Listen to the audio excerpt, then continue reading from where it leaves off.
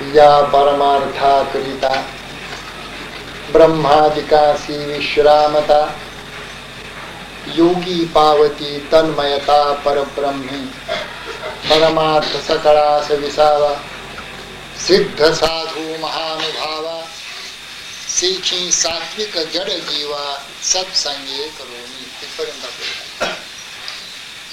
पहिला दशक आहे, 9वा समास चालू आहे, परमार्थ स्तवन चालू आहे. समर्थाने ते केलेलं आहे. आपणही परमार्थ स्तवन करतो, पण आपण म्हणजे काय ते माहिती नाही, परमार्थ म्हणजे काय ते माहिती नाही, स्तवन कसं करायचं ते माहिती नाही. असं आपलं स्तवन आहे. हा सगळा गोंधळच असतो. आपली स्तुती ही गोंधळ आणि निंदा ही गोंधळ. पण समर्थांचं तसं नाही. समर्थ हे समर्थच आहे. संत श्रेष्ठ अशा एका महापुरुषाने त्यांचा अत्यंत जिव्हाळ्याचा विषय जो परमार्थ, ज्याच्या करता ते जगले, जे शिकवण्यासाठी जगले, जे जगले आणि शिकवलं, असा विषय त्याचं स्तवन, परमार्थ स्तवन असं निरूपण असल्यामुळे साहजिकच हे लांबलं. 1-1, 2-2, 3-3 ओव्या जेमतेम होतात आठवड्यात, असं होतं. सूत्रमय आहे वाङ्मय. संतांचं वाङ्मय अतिशय सूत्रमय आहे.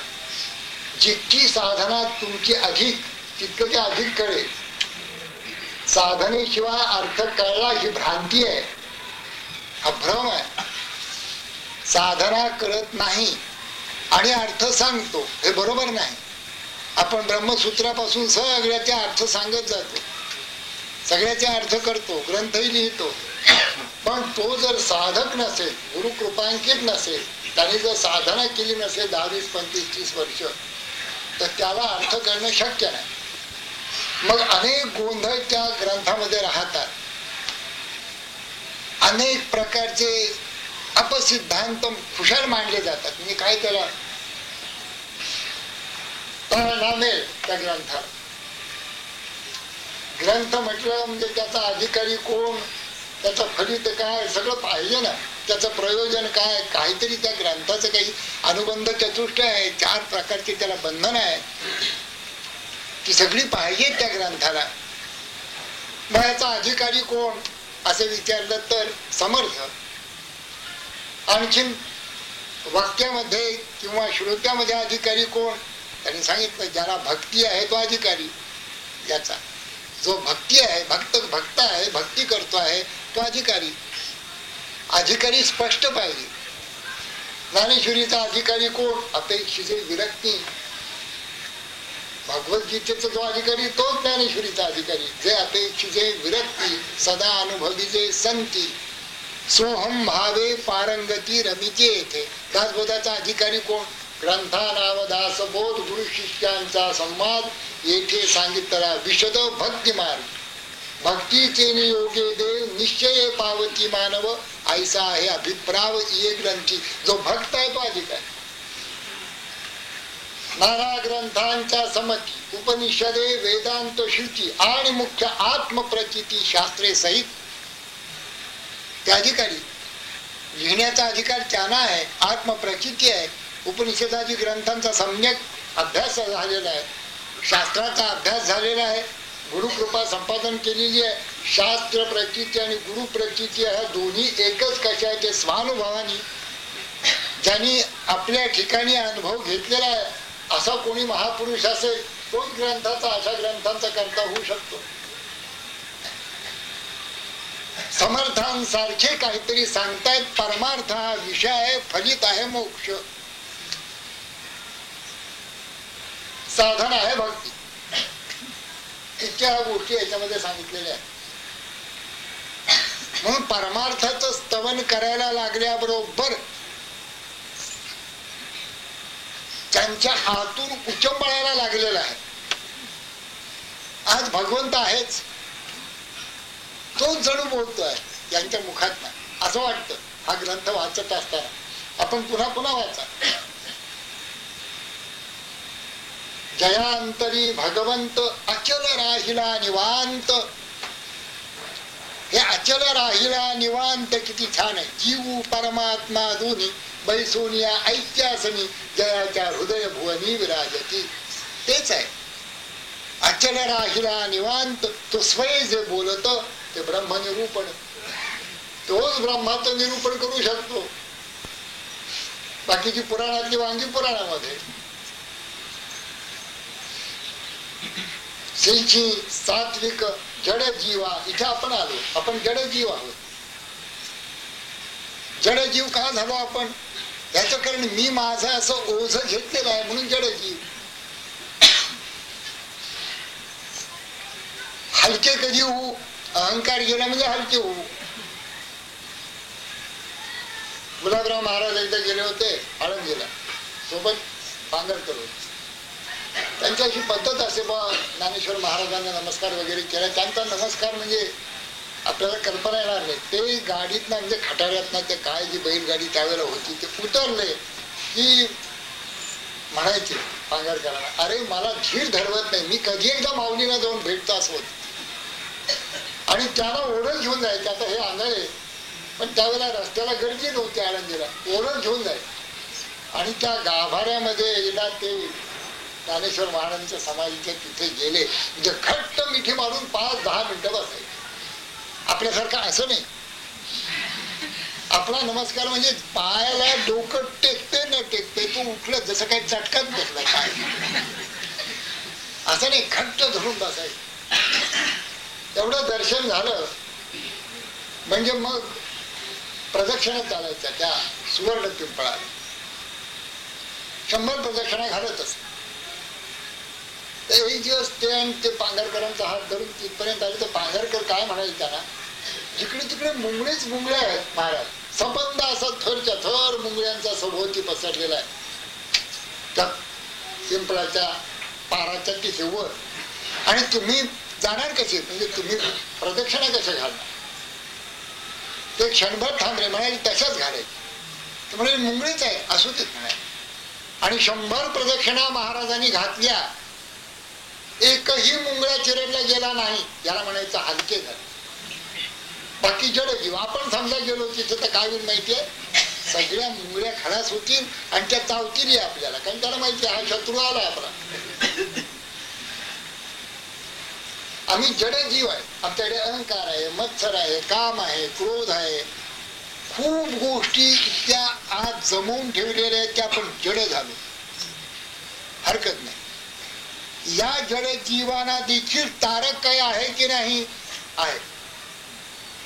आम्ही आहोत जड ही गोष्ट खरी, अहंकार आहे ही गोष्ट खरी, मत्सर आहे ही गोष्ट खरी, दंभ आहे ही गोष्ट खरी, काम क्रोध मत्सर मोह काय आम्हाला सोडत नाही ही गोष्ट खरी. मग अशा मंडळीला सत्संग, संतांचा सहवास हा एकमेव उपाय. काय होईल संतांच्या सहवासाने? ही सगळी मंडळी हळूहळू काळ करतील.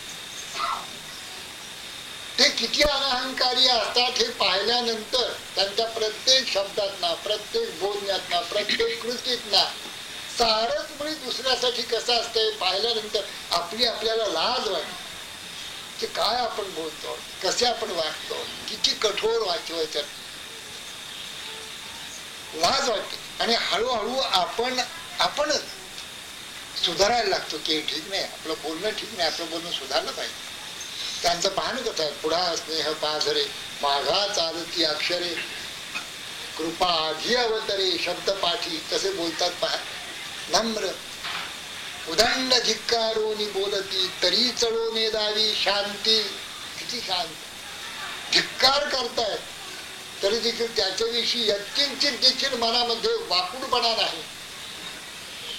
शांती कधी ढळत नाही, अशांत होत नाही. धिक्कारोनी बोलती, उदंड उदंड धिक्कारोनी बोलती तरी चढवणे दावी शांती. दुर्जनासी मिळवणी जाती धन्य ते साधू. अशा प्रकारचं त्यांचं वर्तन बघून आपली अशांती हळूहळू पळते. आपण म्हणजे काय, मीठ जरा कमी पडलं की झालं अशांत, चहात साखर थोडी कमी पडली झालं अशांत. अशांतीला काही कारणच लागत नाही आपल्याला, ती सगळी अशांती जाते. एखाद्या घरामध्ये कार्य निघालं म्हणजे अशांती खूप वाढते. हे मोठे गंमत आहे. वस्तुतः आनंद वाढायला पाहिजे, अशांतीच वाढते. एखादा समारंभ आला, आम्ही अशांतच होऊन जातो. वस्तुतः शांती वाढली पाहिजे, तृप्ती वाढली पाहिजे, आमची अशांतीच वाढते. याचं कारण त्याचा जो सगळ्या जीवनाचा मोहर आहे तोच आपण स्वार्थाकडे वळवलेला आहे. संतांच्या जीवनाचा जो मोहर आहे तो भगवत दर्शनाकडे, आत्मलाभाकडे, आत्मदर्शन. हा मुख्य फरक त्यांच्यातनं आपल्यात आहे. आणि म्हणून आपलं कोणतीही कृती अशांतीकडे नेते, कामनेकडे नेते, क्रोधाकडे नेते, लोभाकडे नेते, मोहाकडे नेते, मत्सराकडे नेते. याचं कारणच हे आहे की आपण सगळा जीवनच मुळी त्याचा मोहरात मुळी स्वार्थाकडे वळवले, या देहाकडे वळवले. आणि ते देहापासून दूर, देहापासून अत्यंत अलिप्त, देहापासून अत्यंत वेगळा असा जो आत्मा परमात्मा, तिकडे ते मोहरा वळवले. तो आत्मा परमात्मा देव का आम्हाला कळत नाही हो, आमचा देह आम्हाला कळतो. बरोबर आहे, म्हणूनच हे असं. सकाळी एका गृहस्थाने मला सांगितलं किंवा त्या देवादेवाच्या गोष्टी काय करायच्या, यत्न करा, प्रयत्न करा, प्रयत्नाने काहीतरी करावं. देववाद आणि दैववाद काय करायचं. मी म्हटलं ठीक आहे, पण तू सांगतोस हे मान्य करण्याच्या पूर्वी जर हे मी मान्य केलं, मी काही मान्य करायला तयार आहे, माझी बुद्धी किती अल्प, तू आता बुद्धिमान मनुष्य आहेस, तेव्हा मी मान्य करायला काहीच हरकत नाही. पण मला एवढंच सांग की तुझं एकदा मान्य केलं की ज्ञानेश्वरांचा अमान्य करायला लागतंय, समर्थांचा अमान्य करायला लागतंय, तुकोबांचा अमान्य करायला लागतंय, रामकृष्ण परमहंस, विवेकानंद, रमण महर्षी, अरविंद, स्वरूपानंद, हजारो व्यासांपासून ऋषीमुनी यांनी उदंड ग्रंथ लेखन केलंय. आणि तुझ्या कितीतरी पटीने जे विद्वान होते त्यांचा अमान्य करायला लागतं ना. हा प्रश्न आमच्या पुढे. बाकी काय आम्हाला काही कळतच नाही, असं करावं तर तसं करा. पण तुझं मान्य केलं की ह्या सगळ्यांचं निराकरण करायला लागतं आम्हाला, म्हणून तुझं मान्य करता येईल. एवढंच उत्तर. त्याला दुसरं उत्तर काय, कारण त्याला काही दाखवता येत नाही, तो काही ध्यान करणार नाही, नाम घेणार नाही. आता त्याला देव कसा दाखवणार. त्याला उत्तर एवढंच की बाबा रे तुझं मला मान्यच आहे की. मलाही असं गोंधळेकर महाराजांनी कुणी सांगितलं की महाराज एकंदर प्रपंचामध्ये परमेश्वर काही तसा करत नाही, आपणच मानतो की तो नुसता द्रष्टा आहे, साक्षी आहे, सच्चिदान असं काही करत नाही. मग प्रपंचात परमेश्वराची लुडबुड कशाला पाहिजे. मग ते म्हणत असत खरंच आहे की तुझ्याप्रमाणेच माझं मत झालेलं की लुडबुड करायची काय. आता तू समाधानात राहा म्हणजे झालं. परमेश्वराची लुडबुड काढून टाकलीस, आता तू समाधानात राहा म्हणजे झालं. अखंड आनंद पाहिजे. मग तो म्हणतो अखंड आनंद कसा मिळेल. काही सुखाचे प्रसंग, काही दुःखाचे प्रसंग होय ना. मग ते सहन करण्यासाठी आता मनाची समाहितता जी पाहिजे ती कशाने प्राप्त होईल ते सांग. त्याचे काही कॉलेजेस आहेत, काही शाळा आहेत, काही युनिव्हर्सिटी आहेत, का काही समाजात आहेत. तीच नामाने होते म्हणून नाम घे झाले ग्रहस्था, दुसरं काही नाही. कर संसार काय करायचा तो, पण नामासहित कर, दुसरं काही सांगायचं नाही. काय जी तुझी सुख दुःख असतील ती जड मनुष्य होतो म्हणून बुडतो. माथा प्रपंचाचे ओझे, हे ओझ ठेवलेलं आहे. जीवनी म्हणे माझे माझे, हे मी आणि माझं हे जे ओझ घेतलेलं आहे त्यांनी जीव जड झालेला. मी आणि माझं टाकून दिल्याबरोबर जीव हलका. करायला काही अवघड नाही माया नदी त्याला. पण हे माझं, मी आणि माझं टाकण्यासाठी किती तरी साधना करायला लागतात. तेव्हा हे मी आणि माझं जातो. त्या साधना ज्यांनी पूर्णतः अथवा अंशतः तरी केलेल्या असतील तो त्यातनं हळूहळू मोकळा होतो आणि हलका होतो. सत्संग हे करतो म्हणून जड जीव देखील सत्संगा करून सत्संगामुळे तरुण जातात असं महाराजांचं म्हणणं. सेची सात्विक जड जीवा सत्संगे करून. जड असले तरी तिची थोडा सत्वगुणाचा अंश असेल, त्याला जर वाटलं की सत्संगाला जावं. सात्विक म्हणण्याचं कारण हेच आहे. सत्संगच नको असं म्हटलं तर काय, तिथे जायचं आहे असं म्हटलं तर काय करणार. काय बघितलं तेव्हा आपल्या घराला बसलेले असतात. काय करायचं जाऊन तिथे, काय बोलत नाही, चालत नाही फारसं असं म्हणाले तर काय करायचं. म्हणून सात्विक असं म्हटलंय. नुसतं जड जीव तरुण जाणारच नाही. तो सात्विक थोडं तरी सात्विकतेचा अंश त्याच्यामध्ये पाहिजे. परमार्थ जन्माचे सार्थक. आता बघा ब्रह्मसूत्रासारखी वाक्य आहेत की सांग. परमार्थ जन्माचे सार्थक, परमार्थ संसारी तारक, परमार्थ दाखवी परलोक धार्मिकासी, अशी होईल. आता आपल्या लक्षात एवढं निश्चित येतं की हा ग्रंथ काही वाटतो तितका साधा नाही. आतापर्यंत जेवढा वाटला होता आपल्याला त्या साधा ग्रंथ आहे. हो, ज्ञानेश्वरी फार अवघड. दासबोध काय आता प्रपंच करावा, नेटका वगैरे वगैरे सांगितलं समर्थांनी, अगदी साधा. कोणी लहान मुलांनी वाचावा. किंबहुना असं सांगितलं जातं की ज्ञानेश्वरी तुला जर येत नसेल तर तू दासबोध वाच. दासबोध येत नसेल तर मनाचे श्लोक वाच. मनाचे श्लोक ही जमत नसेल तर रामराम म्हण असं म्हटलं जातं. आता हे बरोबर आहे का? म्हणजे रामराम म्हणणाऱ्याला काहीच येत नाही असा त्याचा अर्थ आहे का? मनाचे श्लोक जेवढे अवघड आहेत तेवढा दासबोध अवघड आहे, तेवढी ज्ञानेश्वरी अवघड. काही त्याच्यामध्ये फरक नाही. एक ज्याला येत नाही त्याला कोणतंच काही येणार नाही.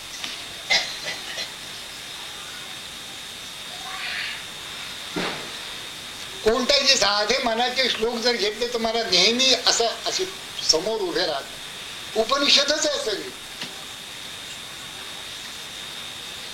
समर्थांनी मनाचे श्लोक एका रात्रीत सांगितले असं म्हणतात.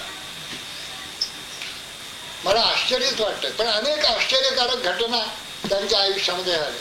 ते सोन्याचं दगड बिगड काढलं हे नको, हे आपल्याला काही जरूरत नाही, त्याचा काही उपयोगी नाही.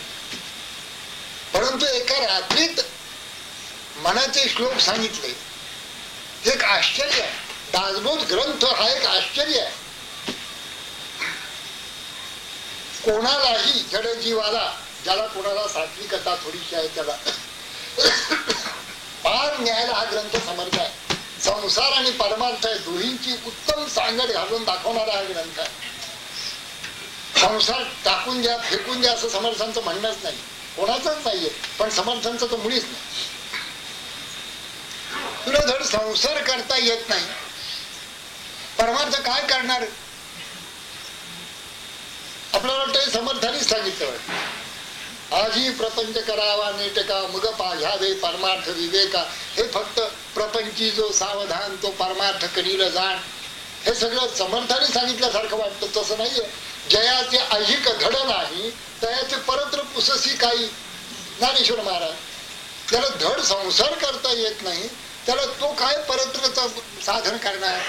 त्याला साधं बायकोजवळ गोड बोलता येत नाही, साधी गोष्ट आहे ना. बायको आहे ना तुझी, लग्न केलंयस ना, मग गोड बोलायला काय झालं? काय पैसे मागते का काय? 2 शब्द गोड बोलले 2 रुपये. मी तुमच्याजवळ 4 शब्द गोड बोलले 5 रुपये, कारण माझे 1.25 रुपये दर आहे. तुमच्या शब्दाला 2 तर 1 तर माझा 1.25. असं आहे का काही? खरोखरीच पैशाला काही काही लागतं का गोड बोलायला? काही बायकोजवळ गोड बोलणं नाही, मुलाजवळ गोड बोलणं नाही, सुनाजवळ गोड बोलणं नाही, लेकीजवळ गोड बोलणं नाही. मला आश्चर्य वाटलं. संतांकडे बघा ना, आम्ही तिथे जात असून किती गोड बोलणं. अंतःकरणाला गुदगुल्या व्हायच्या. जरा कठोर शब्द नाही. साच आणि मवाळ, मितले आणि रसाळ, शब्द जैसे कल्लोळ अमृताचे. साधं बोलत असत पण ते आतून येत असे ना. आमचं सगळे इथून वर बोलणं, काहीच नाही. आज प्रेम दाखवलं तरी इथून वर, वेळी दाखवलं तरी इथून वर, सगळे इथून वर. आत काही शिरलेलंच नाही. तसं त्यांचं नसे, आतून येत असत शब्द. आणि त्यामुळे साधे शब्द देखील रिझवून जात असत मनाला. साधे शब्द. संसारात जर धड करता येत नाही, धड बोलता येत नाही, धड खाता येत नाही, काय खायचं ते माहिती नाही, केव्हा खायचं ते माहिती नाही, कधी खातात, कसं बसायचं ते माहिती नाही.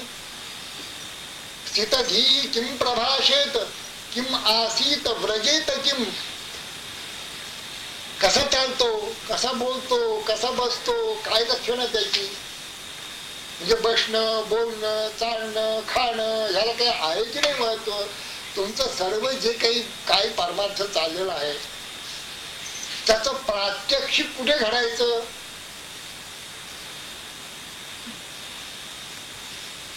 भूमीचे मार्दव सांगे कोंभाची लवलव. नाना आचार गौरव सुकुली नाचे, असं ज्ञानेश्वर महाराज. कुलीन आहेस ना, मग तुझा आचार लक्षात येईल ना, आचारावर कळेल की हा कुलीन मनुष्य आहे, हा चांगला मनुष्य आहे, सज्जन आहे, कळेल ना. तुझं बोलणं, चालणं, हसणं, पाहणं. कधी हसतात काय केळ, केळ्यावर ना एखादा मनुष्य पडला हे हसतात. आता याची हसण्याची गोष्ट आहे का? करुणा उत्पन्न व्हायची, दया उत्पन्न व्हायची, त्याच्याऐवजी हास्य त्यावेळेला उत्पन्न होता. असं त्यावेळेला समजा की हा पूर्ण नासलाय, याला सुधारणं, याच्यावर जरी 100 प्रवचन 1000 प्रवचन केली तरी काहीही उपयोग होणार नाही. साधी गोष्ट ज्याला कळत नाही त्याला काय करायचं, दासगुणांनी सांग. आता तुम्हाला सगळ्या साध्या गोष्टी येऊन आता पुढे तुम्ही पुढला काय ते बोला म्हणून सांगायचं. ज्याच्या संसारातल्या साध्या गोष्टी जिथे जमत नाही, खुशाल मोठ्या माणसांच्या पुढे पान तंबाखू खाते, आता काय बोलायचं. तंबाखू तोडत आले, कोणी बसलं तरी आपल्याला असेल,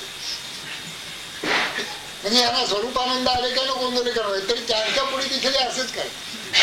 मग काय झालं महाराज, काय बोला, आम्ही काय करावं, साधना काय सांगणार महाराज, तुम्ही तंबाखू खावा, याच्यापेक्षा आणखीन काही साधना होणार नाही आता या जन्म, आता पुढल्या जन्मी आपण भेटू पुन्हा. म्हणून संसारच जिथे धड नाही, प्रपंचच नेटकं करता येत नाही, तिथे परमार्थाच्या गोष्टी काय, परमार्थ फार मोठा प्रांत आहे, फार व्यापक आहे, मन फार खूप मोठं करायला लागतं. परमार्थाने या जीवनाचं सार्थक होत, संसाराने परमार्थाची तयारी होते, परमार्थाने सार्थक होत. हा परमार्थ आहे. संसारच धरणे तर परमार्थाची तयारीच नाहीये, पायाच नाहीये परमार्थाचा. परमार्थाचा पाया आहे संसार. आश्चर्य वाटेल आपल्याला. सगळ्या संतांनी हे सांगितलंय, परमार्थाचा पाया आहे संसार. नाथांनी सांगितलंय, समर्थांनी सांगितलंय, तुकोबांनी सांगितलंय. योगाचे ते भाग्य क्षमा आधी दमा इंद्रिय, अवघी सुखे येती घरा देव सोयरा झाली. निराशीचे मून शेत नाही देत पीक उगे. तुला निराशीने मिळालेला आहे देह, उगच नाही होणार परमार्थ, काही करायला पाहिजे.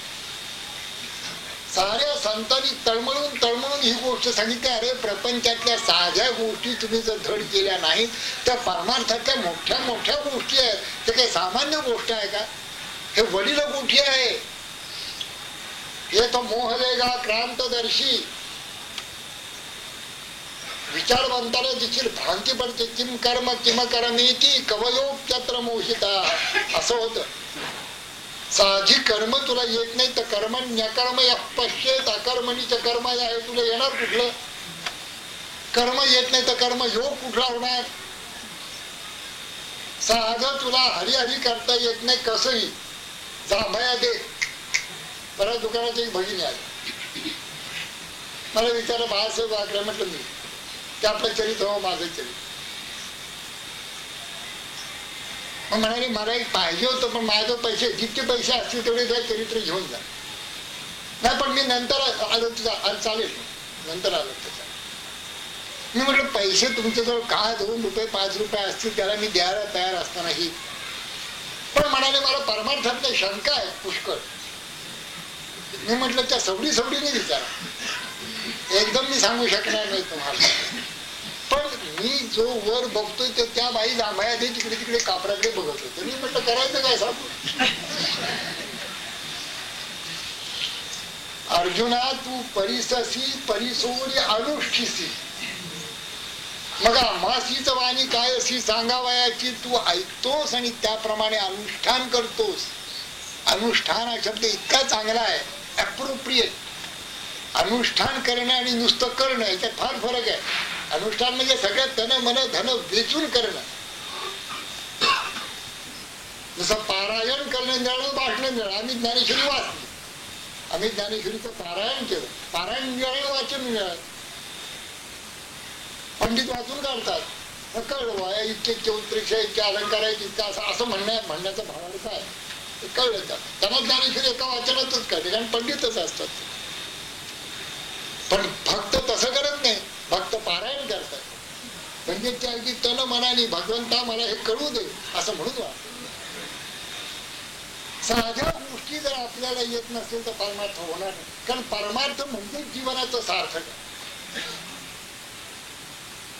जीवनाचं फलित काय असं जर कोणाला विचारलं तर तो परमार्थ करतो ना, हेच त्याचं फळ. त्या फळाला फळ आणखीन काहीही नाही. तो जर हरिस्मरण करत असेल, तो जर ध्यान धारणा करत असेल, तो जर नामस्मरण करत असेल, तो जर गीता ज्ञानेश्वरी दासबोध भागवत वाचत असेल, त्याला काही बाई सत्संगती इकडे तिकडे कुठे मिळत असेल, बस हेच त्याचं सार्थक. त्याला आणखीन फळ नाही. लोकांना असं वाटतं आम्ही इतकं करतो, आम्हाला काय, आम्हाला काही नाही. हे करणं हेच त्याचं फळ आहे. लोकांना कुठला तरी एखादा लोण्याचा गोळा म्हणा, एखादा करंदी आंबा म्हणा किंवा 2 केळी म्हणा मिळाल्याशिवाय भागत नाही. आम्ही इतके वर्ष ध्यान केलं, ह्याचं फळ काय? अहो ध्यान केलंच ना, हेच त्याचं फळ. अनिष्टम इष्टम मिश्रंच त्रिविधा कर्मणः फलम भवत्य त्यागिनाम प्रेत्य न तु संन्यासिनाम क्वचित. त्रिविध फळ आहेत नाही. अनिष्ट इष्ट मिश्र, हे मिश्र फळ झालेलं आहे. हा देह हेच फळ आहे. देह प्राप्त झाला नरदेह हेच मोठं फळ आहे. आता याच्यापेक्षा आणखीन कसं फळ पाहिजे? हे फळ प्राप्त झाल्यानंतर या फळाला फळ पाहिजे. ध्यानाला बसल्यानंतर ध्यानाचं फळ पाहिजे. ध्यानाला बसण्याची इच्छा होणं आणि ध्यानाला बसणं, बस ध्यान लागणं हे तर भयंकरच मोठं फळ. संबंध जन्म जन्म काय केला असेल त्याचे फलित आहे ध्यान. एक तोंडाने एक नाम येणं हे फळ आहे. जन्मजन्मांच्या सुकृत, जन्मजन्मांचं जे सुकृत आहे त्याचं फळ आहे नाम येणं तोंडाने. एक नाम. आता आम्ही राम राम केलं, आता अजून आमचा मुलगा का दुरुस्त होत काय बोल? अरे राम राम केलं हेच त्याचं फळ आहे बाबा.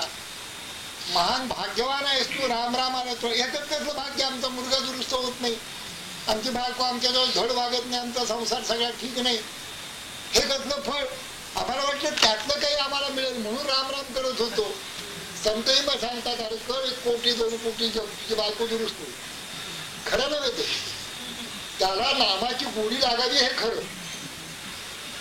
जसं लहान मूल असतं त्याला मधाचं बोट चाकवतात तर मग ओततात कडू, तसं आहे. दुसरं काही नाही, मधाचं बोट आहे. कोणत्याही ऐहिक वासना संतांच्या मनामध्ये कदापि राहू शकत, ते वासच करू शकत नाही. संतांच्या मनामध्ये एकच असतं, प्रत्येक जीवन रामनाम घ्यावं, ध्यान करावं आणि तडक आत्मदर्शन. ते त्याचं फळच आहे मुळी. आपण बसलात ना, नामस्मरण केलं ना, राम राम ज्या दिवशी तुमच्या मुखात आलं, आपल्या मुखात आलं, हे केवढं मोठं फळ आहे. अनंत जन्मींचे तप एक नाम, सर्व मार्ग सुगम हरिपाठ. अनंत जन्म जन्मांचे हे कोण म्हणतात? ज्ञानोबा. सामान्य कोणी म्हणत नाही. मी आपलं साधं सांगितलं आपल्याला. अनंत जन्म, अनंत जन्म, कोटी जन्म पुण्य साधन साधले तेने हाता आले हरिदास. रात्रंदिवस ध्यान देवाचे चिंतन, काया वाचा मन भगवंती. ऐसिया प्रेमळा म्हणता ती वेळा, संसार रोकडा बुडविला. 21 कुळे जेणे उद्धरली, ते तो नेणे खोली भाग्य मंदा. तुका म्हणे त्याचे चरण धुळी मिळे, भव भय पळे वंदिताची. हेच त्याचं फळ आहे. संत कसे होतात असं वाटतं आपल्याला? नामस्मरण करता करता होतात. हे त्यांना संतत्व कुणी प्राप्त करून दिलं? ते नाम घेतलं ना त्याच क्षणी ते संत झाले. ध्यान करायला लागले त्या क्षणीच ते संत झाले. संत आणखी कुठून येत नसतात. ते कुठल्याही पोषकावर अवलंबून नाहीये अथवा बाहेरच्या कुठल्याही कृती कर्मावर अवलंबून नाहीये. आतून किती भगवत प्रेमा किती आहे.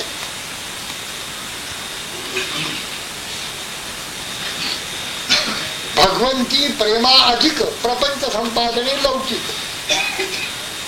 सदा संयधती विवेक तो सत्वगुण. अशी काय धरून जी मंडळी चालायला लागतात, जन्माचं सार्थक करून घेतात. परमार्थ हेच सार्थक आहे जन्मात. थोडं म्हणतात परमार्थ जन्माचे सार्थक. किती गोड आहे, किती छान आहे बघा, किती आनंद वाटतो. असा नुसतं एवढं जसं ते आसीन संभवा, बस एवढं बसूनच उपासना संभवते, एवढंच सुख. बस किती छान आहे. बसूनच उपासना संभवते. कसं वाटायचं की आता तुम्ही मध्ये जा, असं बसतं तर काय होईल, तसं बसलं तर काय होईल, उभ्यानी केलं तर काय होईल, पायता पायता केलं तर काय होईल. तुम्ही आपलं त्याच्यावर विवरण करा. आमच्यासारख्याच्या हातात तेवढं सूत्र सापडलं की एक ग्रंथ देखील तयार होईल. पण त्या ग्रंथात एवढी एकच गोष्ट खरी आहे, बसून उपासना करायची. इतकं कळतं. बसून उपासना झाली आणि तुम्ही चालायला लागला की नाम सोडू नये. तुम्ही काम धंदा करायला लागलात, नाम सोडू नये. पण मुख्य उपासना मुख्य होते ती बसूनच होत असते. साऱ्या संतांनी सांगितले. जे ब्रह्मसूत्र आहे, जे उपनिषद आहेत, ब्रह्मसूत्र तरी कुठे नाही, उपनिषदांच्या वाक्याला पुढे करून ब्रह्मसूत्र दिली गेली. दुसरं काय, उपनिषद वाक्य हे विषय आहेत त्याचे. आणखीन काही दुसरं स्वतंत्र काही लिहिलेलं नाहीये. ब्रह्मसूत्र अवघड वगैरे काही नाही. त्याचे तुम्ही पूर्व पक्ष उत्तर पक्ष करायला गेलं तर अवघड आहे. साहसी सूत्र आहे. कोणालाही अर्थ काहीतरी अशी कोणालाही अर्थ जगात कळू नये यासाठी व्यासाने पांडित्य दाखवलेलं नाहीये. साधी गोष्ट आहे, अगदी साधा आहे. अथा तो ब्रह्मजिज्ञासा पहिलं सूत्र आहे. आता यापुढे म्हणजे तुमची तयारी झाली, तुम्ही सात्विक आहात ना, थोडंफार तुमची तयारी आहे ना, बस मग ब्रह्मजिज्ञासा करायला तुम्ही योग्य आहात. आता म्हणजे काय, आता हा म्हणजे काय, असं एक सुरुवात केली की भागूंचं 500 पानाचं पुस्तक आहे 4 सूत्रावर. म्हणजे हा पुस्तक ग्रंथ हवे तितकी लिहा. आणि पुन्हा ग्रंथ लिहून खरी ब्रह्मजिज्ञासा होतच नाहीये. जर झाली असते तर ध्यानालाच बसले असते. इथे त्याच्यात ब्रह्मजिज्ञासा करण्यासाठी काय आवश्यक आहे एवढं लक्षात आलं. मग तो साधन चतुष्टय संपन्न पाहिजे, पण साधी गोष्ट पाहिजे, थोडा विवेक पाहिजे, थोडं वैराग्य पाहिजे, बस. आणि मुख्य ईश्वर भाव पाहिजे. संपलं. ब्रह्मजिज्ञासा करायला तो योग्य आहे. अर्जुन जसं विचारलं की महाराज अशी योग्यता त्याला कोण देतं, 6व्या अध्यायामध्ये त्यांनी विचारलं अशी योग्यता त्याला कोण देतं. त्यांनी सांगितलं काय नाही, नावेक विषयी विरक्त झालं की झालं, तूही योग्यच आहेस. म्हणजे अर्जुन जर नावेक विरक्त तर मग आपण आहोतच आहोत. कारण तो राज्यावर होता, राजा होता, उत्तम उत्तम पोशाख होता, सोन्याचा मुकुट होता, बायकाच्या उजळल्या होत्या. तो जर नावेक विरक्त तर मग आपण निश्चितच विरक्त आहोत.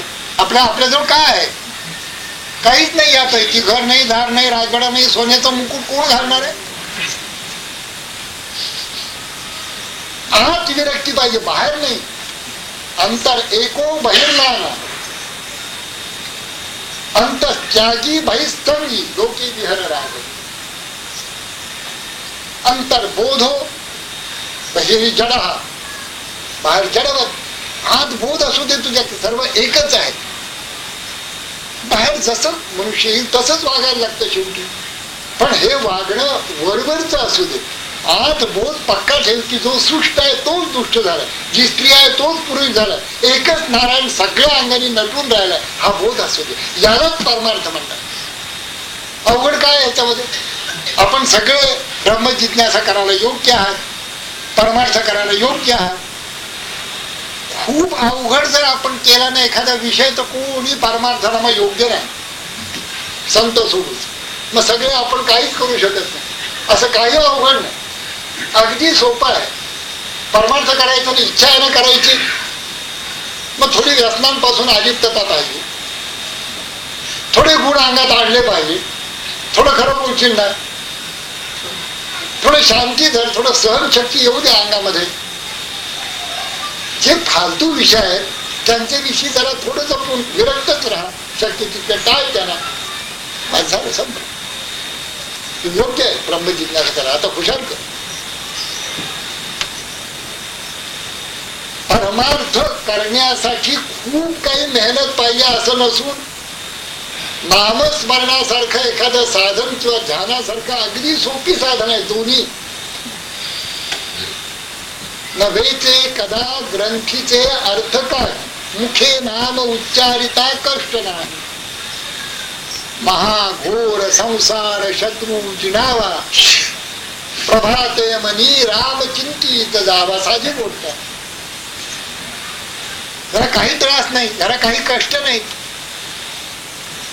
ध्यानाला बसायला काय कष्ट आहे, पैसा नाही, दुसरी साधनं नको, गंध नाही, अक्षता नाही, फुलं नाही, काय नाही. फुलं मिळतील न मिळतील, दुसऱ्याच्या बागेतली आपण काढायची नाहीये, आपली बाग नाहीये, दुसऱ्याची फुलं घ्यायची नाहीये, देवाला फुलं पाहिजे. ध्यानाला काही लागत नाही. आपण असं म्हणजे झालं, दगड धोंडा जमीन काही असलं तरी चालतं, बसला की झालं आनंद. मनाचा संवाद मनाशीच तुकोबा. एकांतामध्ये शांत बसून एक तास दीड तास ध्यान केलं. बघा, करून नका, सगळे तुम्ही करताच आहात, पण मी आपलं पुन्हा पुन्हा का सांगतो की जर कोणी एखादा कमी करत असेल 1.25 तास तर 1.5 तास करा. असं कृपा करून विचारू नका की ह्याच्यात काय आहे, ध्यान करून काय होणार. काही काही मंडळी विचित्र आहे. ते म्हणतात डोळे मिटून नाक दाबून परमेश्वर दिसतो का, उघड्या डोळ्याने बघा. अरे उघड्या डोळ्याने जर आम्हाला दिसत असतात तर डोळे कशाला मिटले असते बरं व्यासा ठिकाणपासून. साधी गोष्ट आहे. समर्थ कशाला बसले, नाथ कशाला बसले, ते नाथांचा फोटो बिचारा बघितला, बिचारीच तर काय यांच्या दृष्टीने. तो साप आला असा आणि ते स्वस्थ बसलेले ध्यान असतं, त्यांना दाद नाही. आचार्यांनी अशी इच्छा प्रदर्शित केली आहे की माझ्या कानामध्ये पक्षी घरट करत, माझ्या डोक्यामध्ये चिमण्या बसवत, म्हणजे असं सगळं हे सगळं केलेलं आहे. हे बघितलं आणि मी अगदी शांत आहे, जसा एखादा खोड असतो झाडाचा तसा निश्चल बसो ध्यानाला. आचार्यांची इच्छा. आणि हे म्हणतात डोळे मिटून आणि नाक दाबून काय होणार, काहीच होत नाही, तुला काहीच होणार नाही. पण त्यांना झालं. असे काहीतरी विपरीत ग्रह करून हे सांप्रदायिकत्व आहे. संप्रदाय आवश्यक आहेत, पण सांप्रदायिक अग्निवेश जो आहे ना, हा कमालीचा आहे. हा कधी जाईल तो सुजील, आपल्या भारतामधला कधी जाईल तो सुजील. काही आग्रह नसावा. परमार्थामध्ये आग्रह कसला, परमार्थामध्ये जितकी तुम्ही आयुष्य बांधवाल, जितकं सत्य बांधवाल, जितकं तुम्ही ईश्वर भाव बांधवाल, बस. बाकी आणखीन काही लागत नाही परमार्थाला. तुम्ही असं म्हणजे झालं. जन्माचं ज्याच्यामध्ये सार्थक आहे त्याच्या विषयी एवढं अज्ञान आहे. हा स्वार्थ, परार्थ आणि परमार्थ. स्वार्थ आपल्या देहापुरता विचार, परार्थ आपला जीव तसाच दुसऱ्याचा जीव असा विचार, परमार्थ हे विश्वची माझे घर, ऐशी मती जयाची स्थिर, किंबहुना चराचर आपणाची जाहरा. परमार्थ याचा अर्थ मीच नटून राहिलोय सगळं विश्व. इथे दुसरा जीव ना माझा जीव असे दोन जीवच नाहीये, एकच एक परमात्मा माझ्याही अंगाने नटून राहिलाय. दुसरे खरं म्हणायचं परमार्थ. इथे जाण्यासाठी स्वार्थाकडे पाठ फिरवायला लागते, एवढंच अवघड आहे. सारं जीवनच मुळे दुसऱ्यासाठी फेकून द्यायला लागतं, म्हणून हा परमार्थ अवघड आहे. जे परमार्थ केला जातो सध्या किंवा अनादिकालापासून जो केला गेला त्याच्यामध्ये स्वार्थाच्या दृष्टी ठेवूनच परमार्थ केले. ते झालं का हे वाक्य चालू आहे ना. आपल्याला आश्चर्य वाटेल या वाक्याचं, परंतु खरी गोष्ट आहे, वस्तुस्थिती मी पाहतोय ती अशीच आहे. परमार्थ हा स्वार्थाच्या पुष्कळ पुढे आणि अगदी वेगळा आहे. देहाचा विचारच नाही आहे परमार्थामध्ये. परमार्थ देहातीत अवस्थेत जायला शिकवत. हित आहे देहातीत ऐसे निरोपिती संत समर्थ. हित जे आहे माणसाचं ते देहातीत होण्यामध्ये आहे, देहाच्या पलीकडे, देहभावाच्या पलीकडे. देहभाव, जीवभाव, आत्मभाव. आत्मभाव हा परमार्थ, देहभाव संसार. म्हणून देहापुरतच मर्यादित ज्याचा संसार असेल आणि तेवढ्या पुरतच बघत असेल त्याला परमार्थ होणं नाही. देहभाव बाजूला टाकून जो जात असेल, ज्याचा संसार व्यापक असेल, समर्थांच्या संसारासारखा पाहिजे संसार, त्याला परमार्थ होतो. परमार्थ संसाराची व्यापकता खूप मोठी, हे सार्थक आहे.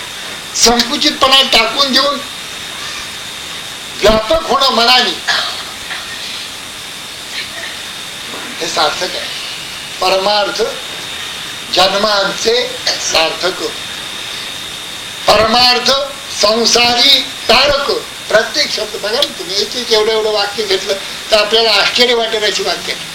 परमार्थ संसारी तारक, संसारामध्ये आम्ही जे बुडणारे जीव आहेत त्यांना तारणारा परमार्थ आहे. परमार्थ एवढी आहे, नामस्मरणाच्या होडीमध्ये बसून सुखाने पैकीर गाठत, ध्यानाच्या तारवेमध्ये बसून सुखाने जात आहे. ज्ञानेश्वर महाराजांनी खुद्द तारवा म्हटलं, नामाची सहस्रवरी नावा या अवधारी सजून या संसारी तारू झालो. नामाची सहस्रवरी राम कृष्ण हरी गोविंद शिव दत्त हजारो नावा, नामांची सहस्रवरी नावा या अवधारी सजून या संसारी तारू झालो. सडे जे देखिले ते ध्यान कासी लावी, परिग्रही घातले तारव्यावरी. या नामामध्ये घालून टाकले जे संसारी मंडळी आहेत, ज्यांच्या मनामध्ये थोडाफार संसार आहे, अशा मंडळींना त्या नामाच्या तारवामध्ये घाल. प्रेमाची पेटी बांधली एकाची या पोटी. मग कोणाला प्रेम दिलं, माझ्याविषयीचं प्रेम, सद्गुरूंच्या विषयीचं प्रेम, परमेश्वराविषयीचं प्रेम, असं प्रेम दिलं. प्रेमाची पेटी बांधली एकाची या पोटी, मग आणले तटी सायुज्याची या, आणि त्यांनाही सायुज्या. भक्तीची नावे चतुष्पादाजी आघवे, वैकुंठीचे राणवे योग्य केले. म्हणून माझ्या भक्ता नाही एकही चिंता, तयासी समुद्धरता आधी मी सदा. पण चिंता नाही असं सगळंच सांगतात सगळे, पण आम्ही नाम घेतो मी चिंता करतो. आता काय बोलणार, ह्याच्यापेक्षा वाईट खरंच काय. जो नामधारक आहे, जे कोणी रामनाम घेत असतील, जे कोणी ध्यान करत, चिंता कसली. संसाराची चिंता असू शकते का? त्याला उत्तर नाही आहे. आता हो असते म्हणून म्हणायचा. संसार अत्यंत असतच आहे मुळी, ह्याची चिंताच नाही काही. संसार हा आभासमय आहे, जे आहे ना, जे दिसतंय, जो संसार रूपाने दिसतोय तो एक भगवंतच आहे, त्याचाच नाम मी घेतोय अखंड. माझा मुलगा शिकेल न शिकेल, मी प्रयत्न करीन, खूप प्रयत्न करीन. आम्ही काही प्रयत्नात कसूर नाही करत, प्रयत्न करणार आम्ही मुलांनी शिकावं म्हणून. नाही शिकला मी तिथेच थांबेल, त्याची चिंता डोक्यावर घेणार नाही. बायको ऐकलं ठीक आहे, नाही ऐकलं त्याच्यापेक्षा उत्तम. मोकळा झाला ध्यानाला बसायला, बायको ऐकतच नाही. बरे झाले देवा निघाले दिवाळे, बरे या दुष्काळे पिळा गेली. बरे झाले देवा बाईनं कर्कशा, बरी ही दुर्दशा जनामध्ये. फार चांगलं. हाच विचार तुकोबाने मांडले. मी आपल्याला सांगतो, हाच विचार तुकोबांचा आहे. जर चांगली असली बायको फारच होत, नाथांचा संसार करू, नसली तुकोबांचा संसार. नाथही मोठे झाले, तुकोबाही मोठे झाले. एकाची बायको अत्यंत अनुकूल होती, एकाची पत्नी अत्यंत प्रतिकूल होती. सॉक्रेटिस सारख्या धांबिटी सारखी. कशाने आडलं का? संसाराची चिंता त्या मंडळीने वाहिली का? तुकोबा एकदा भंडाऱ्यावर बसले असताना गंगाराम बुवा मैराळ म्हणून त्यांचे एक टाळकरी होते. त्यांच्या पाठीमागे टाळकरी होते, त्याच्यामध्ये गंगाराम बुवा हे एक होते.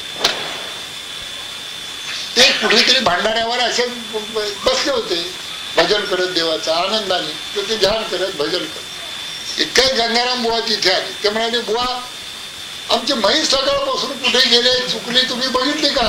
आता तुकोबाजी भांडाऱ्यावर बसले होते, ते आता म्हशी सांभाळायला बसले होते. साधी गोष्ट. आणि टाळकरी आहे ना पाठीमागे, रोज अभंग म्हणताय. कोण पुण्य कोणा गाठी, ज्याची ऐतिहासी भेटी, की हरी धरिला मनी, दिले संसारासी पाणी. हे अभंग म्हणतायत रोज तुकोबांच्या पाठीमागे. कोण हो भाग्याचा ऐसे बोले माझी वाचा, तुका म्हणे त्याच्या भेटी होय संसाराची तुटी. गंगाराम बुवा रोज पाठीमागे टाळ वाजवत. विचारतायत बुवा सकाळपासून म्हैस गेलेली आहे कुठेतरी, सापडली का तुम्हाला? म्हणजे त्याचा अर्थच म्हणजे असा आहे की आपण जरी भजन म्हणत असलो, आपण जरी ध्यान करत तरी मनामध्ये संसार सुटत नाहीये. मनातनं जो सुटला पाहिजे तो मनातच आहे. घर करून बाहेर वाढवून, दाढी वाढवून किंवा जटा वाढवून काय होणार सांगा? वस्त्र घालून काय होणार? आत्मा सुटलं तर कुठलंही वस्त्र घालायचं नाही. पिवळ्या घालायचं भग माझ्या डोक्यात फार आहे, भगू वस्त्र घालून.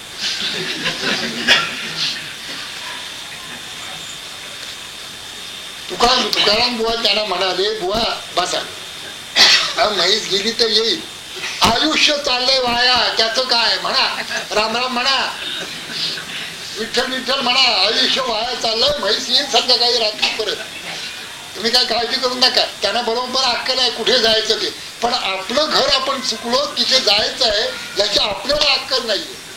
ते म्हैस येईल बरोबर. तर धाम परम मम, ज्या परम धामाला आपल्याला प्राप्त व्हायला पाहिजे होतं तिथे आपण जात नाहीये. अशा तऱ्हेने जर कुणी परमार्थ करत असेल तर तो संसारामध्ये तारक होतो, परमार्थ संसारी तारक. ओम तत्सत. विठ्ठल